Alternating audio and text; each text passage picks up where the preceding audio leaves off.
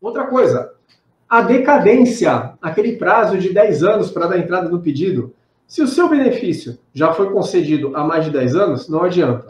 Você foi atingido pela decadência, não adianta entrar com a ação que vai perder.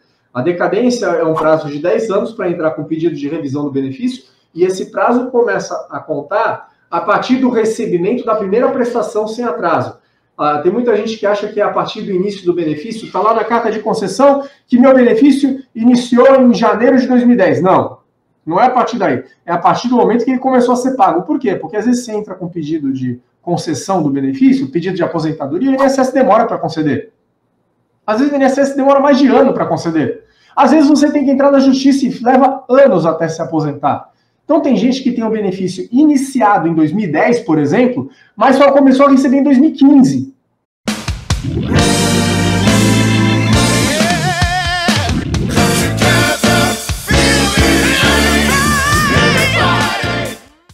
Então, antes de você achar que passaram 10 anos, que você foi atingido pela decadência, tem que falar com um profissional especializado, que ele vai verificar no seu histórico de créditos quando foi a data de início do pagamento.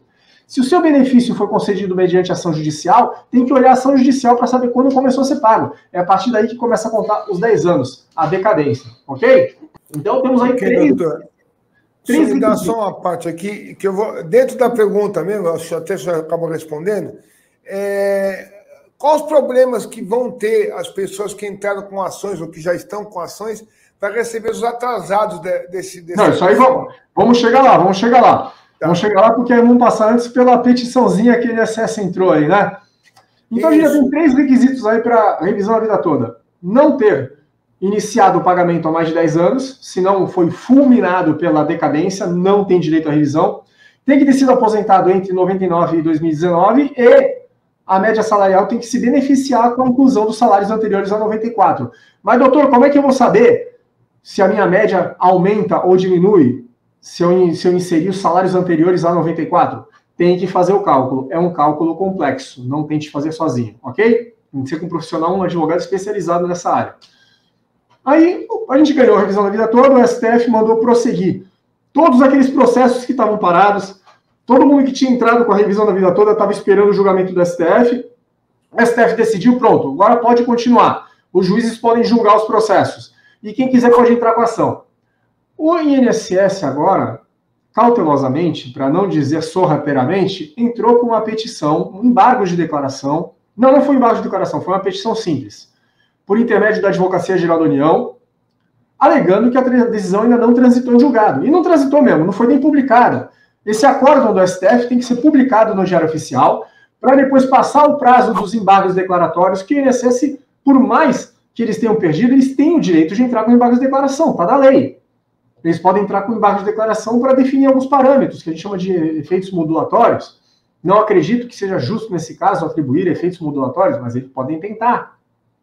Eles podem tentar o que bem entenderem. Mesmo que os embargos sejam rejeitados, não sejam acolhidos, não sejam sequer reconhecidos pelo Supremo, eles têm esse direito. Então ainda está no prazo. Aliás, nem começou a contar o prazo para os embargos porque o acórdão não foi nem publicado. Então o INSS chegou para o STF agora e disse, olha, o acórdão, a decisão não foi publicada. Não começou a contar nem o prazo para os nossos embargos. Não tem que começar a executar, não tem que prosseguir os processos que estão em primeira e segunda instância, esses processos que estão parados. Eles têm que continuar suspensos. Foi isso que eles pediram para o STF. Que o STF suspenda os processos em trâmite até que essa questão termine em definitivo, tá? Aí, o que a gente pode esperar disso? Qual a intenção do INSS? Eu imagino que eles estão querendo ganhar tempo, Caco, para poder disponibilizar na plataforma, no aplicativo Meu INSS, o pedido de revisão da vida toda, o pedido administrativo.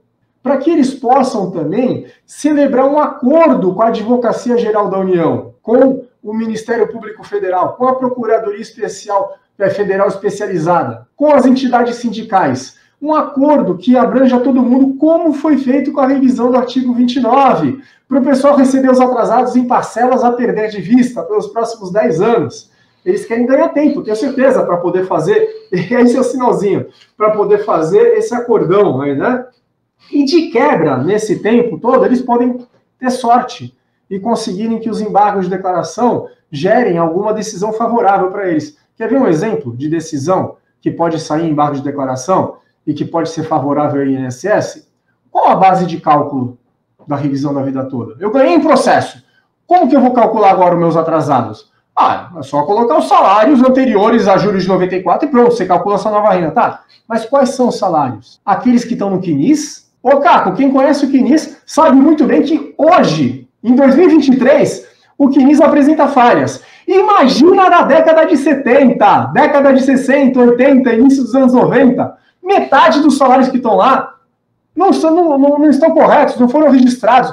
Metade dos reais salários do trabalhador não estão registrados no CNIS. Eu estou sendo bonzinho em falar metade, né? Às vezes é mais do que isso. Aí, a meu ver, como advogado, o justo é considerar os salários reais do trabalhador, aqueles que estão na carteira, nos olerites, no termo de rescisão, no extrato do fundo de garantia, nas microfichas do INSS. Mas tem uma galera aí dizendo, inclusive juízes que estão acolhendo essa tese, de que se o segurado deseja computar os salários que estão na carteira e não aqueles que estão no CNIS, ele tem que entrar com pedido dentro do INSS antes, não tem que fazer essa alteração direto na ação. Eu não concordo com isso. Acho que na fase de execução, na hora de calcular os atrasados, pode utilizar a carteira e qualquer documento que sirva como prova. Mas, enfim, tem gente que entende, tem juiz que entende que o segurado tem que antes entrar no INSS com pedido de retificação dos dados do CNIS para jogar lá os reais salários.